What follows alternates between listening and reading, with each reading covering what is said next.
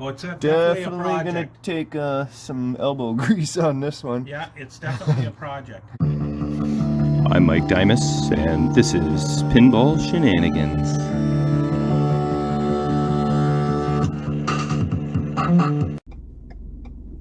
Okay, that was close. As I was getting my camera ready, cop just drove right by me. But there he is, he's going bye-bye. Okay. He's there because there is a railroad strike. It's taking place at the end of our street, so that's fun. Anyway, I was just getting my next project ready, countdown, but I got sidetracked, going on a little pinball pickup adventure. Earlier this afternoon, I saw a listing for Gottlieb Spin Out for $250. It was advertised on Kijiji, Canada's Craigslist, and I thought briefly looked at the photos, thought it looked good, sent a message. I figured it would have been long gone. Said, oh, I might be interested in the machine if you still have it. And like, I think it must have been a good couple hours later, I got a reply. And he said that he had offers that were higher than his ask price, but he's not holding it for anybody, and first one to show up can inspect it and haul it away. So I said, okay, well, at the time I had countdown in the vehicle. I said, well, I can probably leave in about half an hour, and he's about an hour away. I said I can be there in about an hour and a half. So how's that sound? Some time passed, and he got back to me with his address, and here I am, going to check out a Gottlieb Spin Out. Okay, here's the kicker. I thought that I would take another look at the photos because I wanted to see if the machine had a back door, and if so, did it have the key to the back door? Do I need to bring a drill to drill out a possible back door? So when I was looking at the photos, I noticed that it is in deplorable condition. The head is melting apart. The back glass is flaked off. So, oops. I didn't see that when I replied to him the first time. I really thought about aborting the mission. Like, do I really? Am I gonna go for like a 3-hour tour right now to check out this Spin Out that the head is like just obliterated? It looks like water was dripping on the one spot on the head for a decade. So, hey, well, I've definitely picked up worse condition machines. So there is a slight possibility I show up and I'm like, no way, Jose, I am not touching this thing. So that's a bit of a gamble. I really don't like coming away empty-handed after going on a 3-hour tour.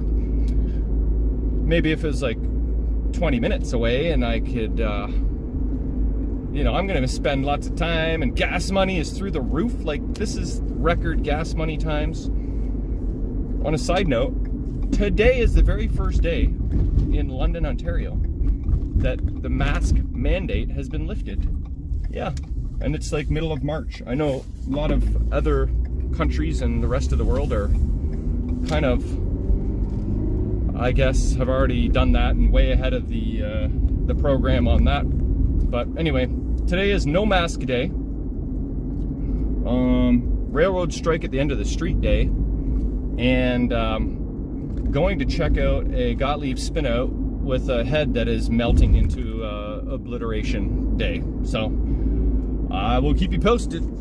All right, I have a little bit of time to kill, so let's talk some pinball. Rain is coming, as predicted, but it's not too bad.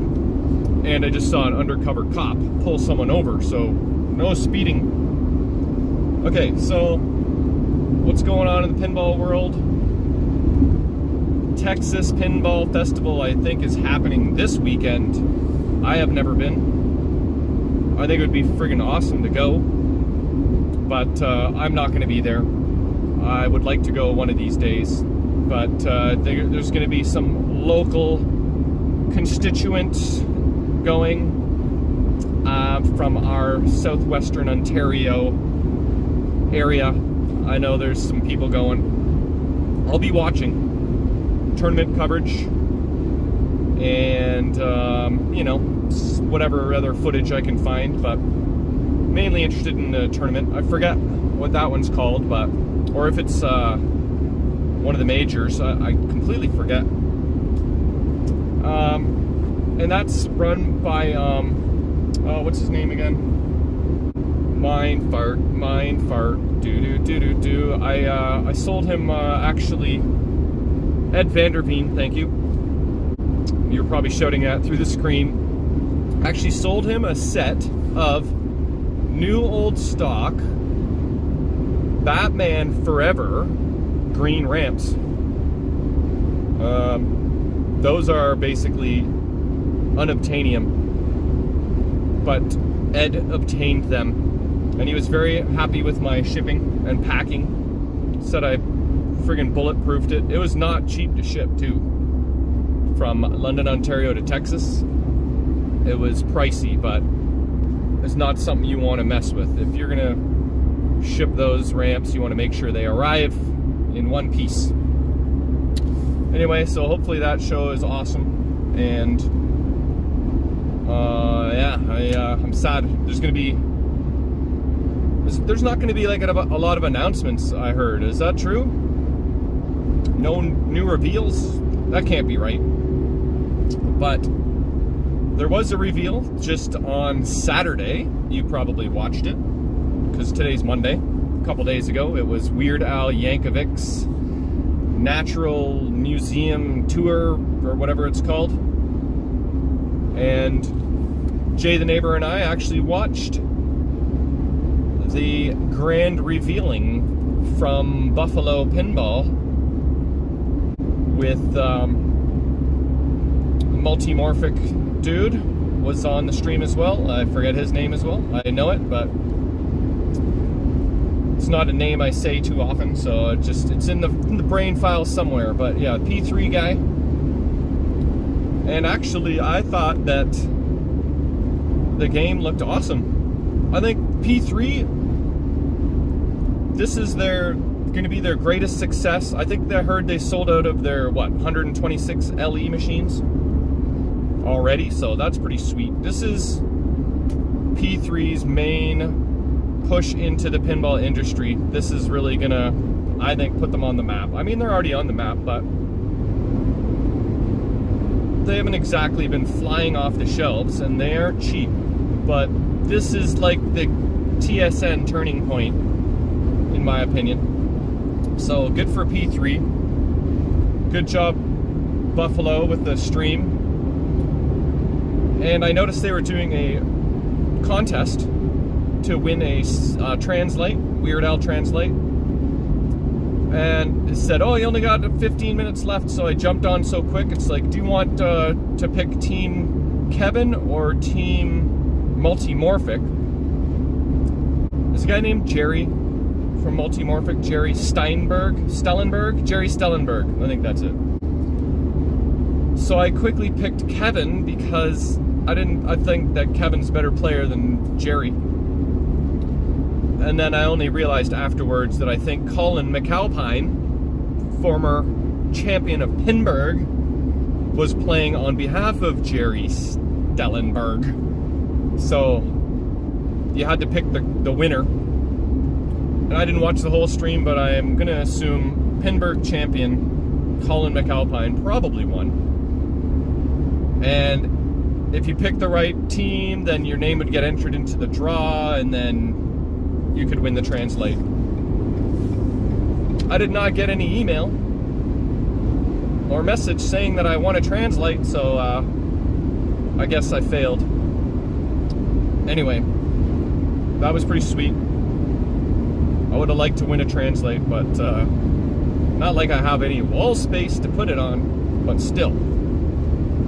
And Also, Allentown is coming up. Now that show really is in Pittsburgh. I mean, Pennsylvania, right? Somewhere. Allentown, Pennsylvania. It's actually only about an 8-hour drive. But I've never been. I am a lame-o. I should be going to Allentown. You know how many people locally are going to Allentown? I can probably name 10 of them. I'm not going to, but... And I could be one of them. And I should be. I heard the tournament isn't the best thing around, but you don't go to Allentown for the tournament per se. You go check out the show, try and do some wheeling and dealing, hang out with friends, do some partying, play some cool games. But I'm not going to that either. I know, lame-o. I should go one day, but Jeff Teolis is actually putting on a big tournament the same weekend as Allentown, because he's not going. So he's making a big tournament for all of us non-goers. It's actually 3 tournaments in one day at Maple Pinball. The tournament's called Maple Mayhem. It's limited to 48 players, and registration opened yesterday. It's already more than halfway sold out. $75 for 3 tournaments. I think there's the Classics match play, a Flipper Frenzy, which I've never played, and Fair Strikes, which I've never played. But I think it's pretty similar to Standard Strikes. I forget exactly the difference. But that'll be fun. So instead of going to Allentown, traveling 8 hours or 9 hours, I'll just go an hour and a half to Maple Pinball. I'll probably actually go the Friday night and stay close by, and then play the Flipper Frenzy Fridays at Maple Pinball. I think I just spit on my dashboard. And so I'll play the tournament Friday night, and I'll actually get to practice on all the machines by doing so.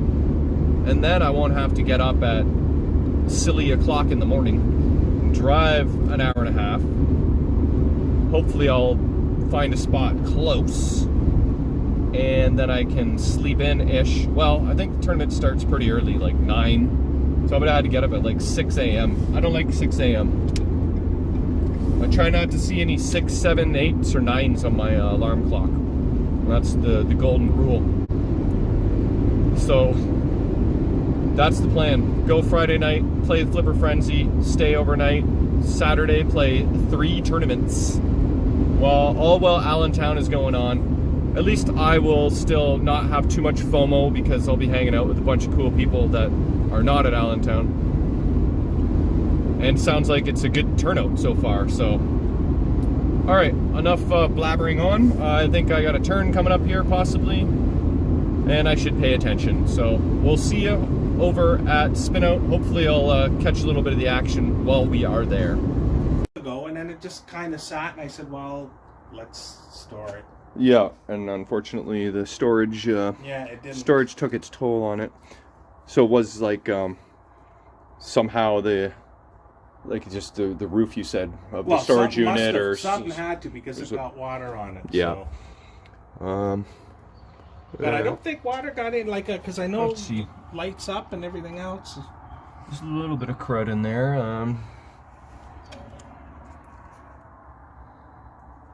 The underside of the playfield. Yeah, I guess this did get some maybe humidity in there, some rusty crusties going on there, but I don't know anything about it. I just like when I got a score motor. pull the button, we just like to play it. That's all Yeah. I know about it. So you got many good years out of it before. We did. We had a lot of fun with it. Yeah, right on. Yeah, we had a lot I mean, of fun. like back in the late 70s or early 80s, to have a pinball machine in your house would It have was been a a lot pretty of fun. pretty rare.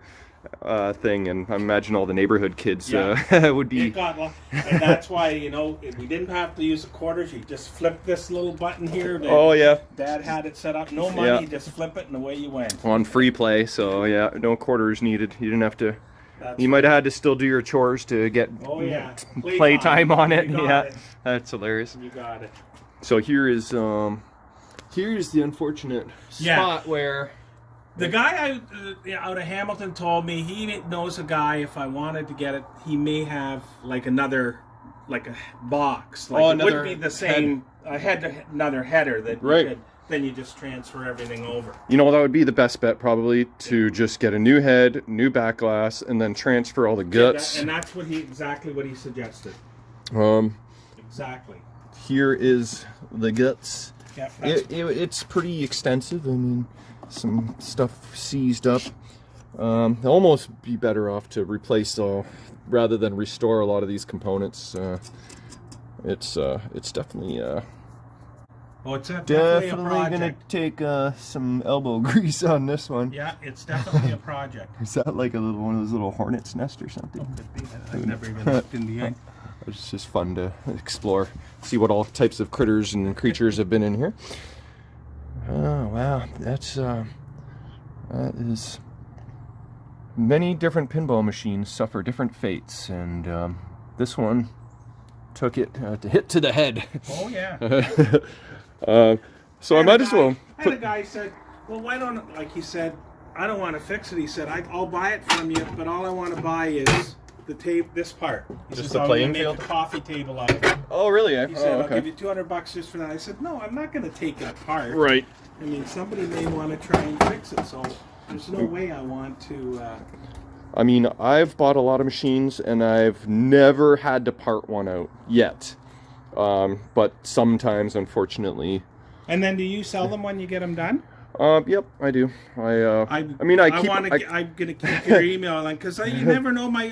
Depending what we do, may buy another one for the grandkids to play with. Oh well, you know, like the problem is I buy more machines than I have space for, and so I got to keep cycling them in and out. Good. I mean, I'm gonna keep your data then. Yeah, well, this way I get to experience and play lots of different games. I like the older ones instead of the all the new fancy ones. New fancy ones. They're getting so freaking complicated nowadays. We actually had two because did you? Well, I bought one.